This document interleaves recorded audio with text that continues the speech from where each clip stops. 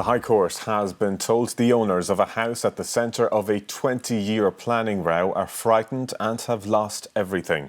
Works to demolish the house in Bohermeen, County Meath began today. Meath County Council took possession of the property on foot of High Court orders this week and said it is legally obliged to implement them. After 20 years, the belongings of the Murray family were packed up and removed from their house with the help of friends and neighbours, using a teleporter to retrieve their things from inside.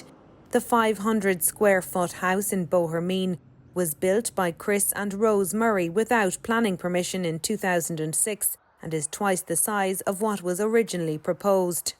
This house has been the subject of 5 planning refusals and 3 appeals, and the case has been before the High Court, the Supreme Court and the Court of Appeals, which have all upheld the original decision to refuse planning permission.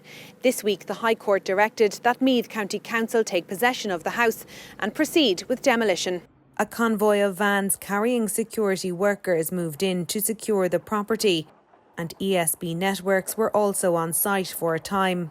Everybody has regrets, but we held our hands up 20 years ago, say, yes, what we did was wrong.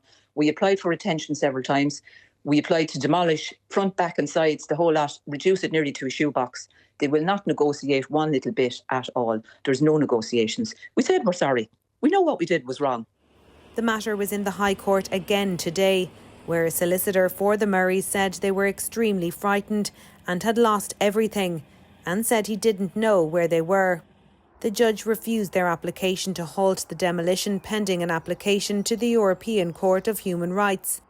An order directing Chris and Rose Murray to be brought before the court for breaching a previous undertaking to vacate the house remains in place, and they're due before the court on Monday. Laura Hogan, RTE News.